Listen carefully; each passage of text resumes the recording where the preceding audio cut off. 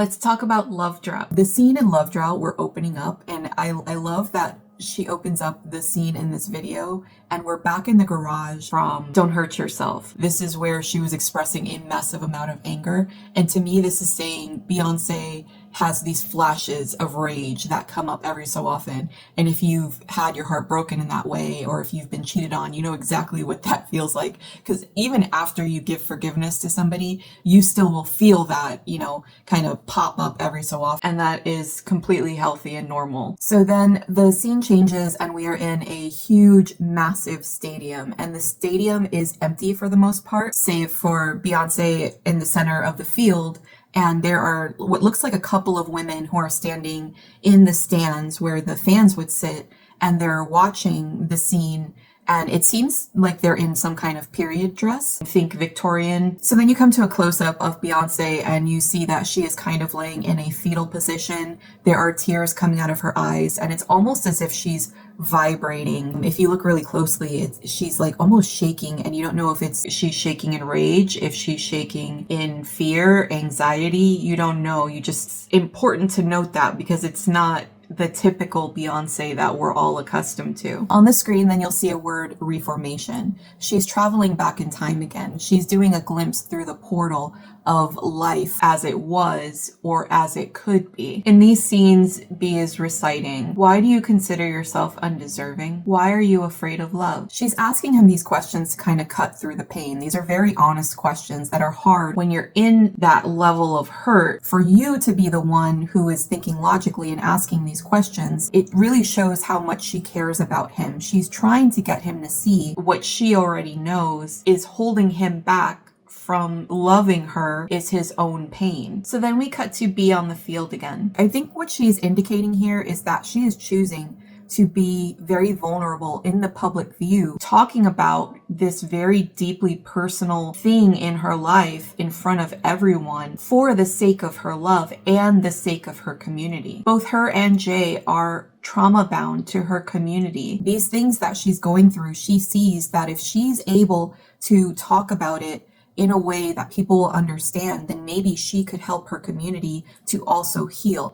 And I think that this is deeply, deeply uncomfortable for B to do. As we know, B is a very private person. She does not like to expose her personal things to the world. In this video is where you see why Beyonce decided to make this album. She probably wrestled with this a lot. Do I release this and talk about it publicly, or do I keep it to myself and let the tabloids just make their decisions in the public eye? This is why it really bothers me when people rag on her or Jay for this album. Like, girl, why would you put this out there? And it's like, do you understand? You don't understand the message of this album. You don't understand what it went into this, the sacrifice that she has had to make in order to put this message out there so that she could then help other people come to terms with their healing, their trauma. I think the field is also important to note because it's a very hyper masculine symbol. So football, all American, it's what guys love to watch on the weekends. It's what they put their attention on. So for Beyonce to be on that field alone, vulnerable, it's almost like she's saying to Jay and the world, I'm willing to go on your turf if that's what it takes for you to hear me. So then the scene cuts again, and Beyonce is now walking in a line with women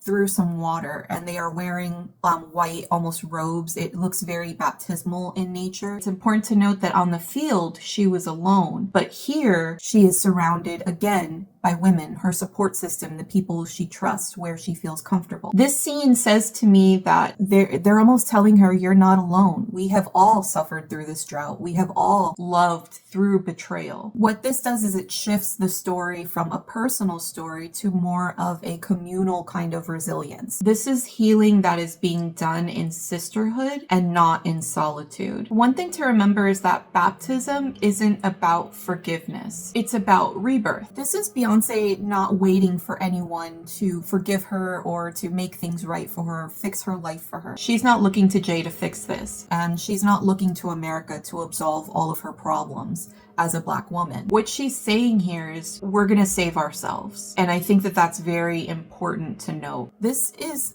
to me, it seems like reclamation. It's like she is establishing a agency about herself and her body and her life. It is very representative to me of the Igbo landing, where they also chose their own fate as opposed to what was expected. Then we see Beyonce where she is bound by rope kind of around her waist. And it's important to note that this rope is around like the core of her. So to me, this is about something very deeply rooted in her. It's spiritual and emotional. It's not physical captivity. This is something that has kind of a hold of her soul. And while she is not struggling against this rope, she is leaning back. She is offering a bit of resistance. It's almost as if she's saying, I understand that I have this rope around me, but I'm not terribly happy about it. And I'm going to resist where I can, but I'm not going to untie the rope and just walk away. It's like she's not tied there by force, but she's not free either. To me, this is not a metaphor for her relationship. To me, this is the metaphor for her being bound to the generational trauma. She's not just tethered to the man who betrayed her. It's like she's tethered to every woman who has been through this kind of betrayal. The way they have endured the silence, the patriarchy, while trying to keep their families together. It's like Beyonce saying, if I don't do it, who will? And what happens if I can't? Then we see Beyonce and the other women kind of laying on their backs in a seated position. To me, this is almost a ceremony. There's like a stillness and a composure in what they're doing. And if I correlate it to what is happening lyrically, when she says 10 times out of 9, I'm in my feelings, to me, this kind of looks like Beyonce telling the women in her community and herself, it's okay to lay back, to sit down and feel those feelings. There's nothing wrong with that. We don't always have to be in this go, go, go hustle mentality. It's okay to be in your feelings. It's okay to just sit back and kind of surrender to everything that we've lost, everything that we've had to sacrifice. In this way, your processing of your grief almost becomes sacred.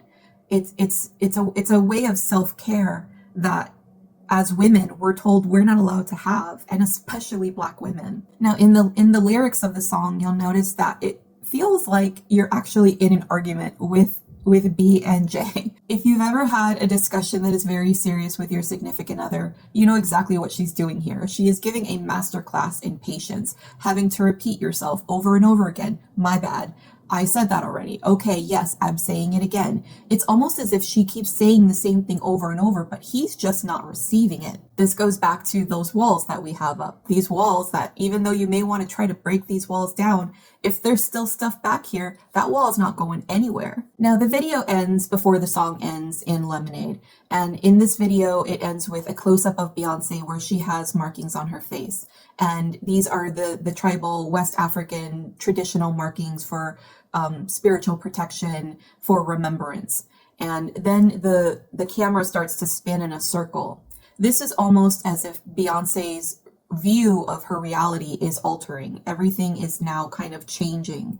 And it's almost like she is seeing the world in a new way. So when Beyonce is wearing these now, it's almost as if she is invoking the ancestors. It's like she has become the living memory of every woman who came before her. And to me, it's like she's this spiritual vessel who kind of lived through the fire and is still here to tell the story. I think what Beyonce is trying to say in this video and in this song is not just that her love is long-suffering. If you're familiar with scripture, you understand what long-suffering means. I don't think that she's just saying that her love is long-suffering. I think what she's trying to do here is show that this was a very difficult thing for her to expose all of this to the world, to even make this album, to put these visuals together, to lay bare her entire soul for the entire world to judge. And I think that that is such a beautiful thing. It is part of her healing process in order for her to acknowledge that she is bound to these things. She's bound now to this trauma from Jay. And she has decided, she made the choice to be bound to it by staying with him. And these little flashes of anger may pop up here and there, but she has to be at peace with the decision that she made.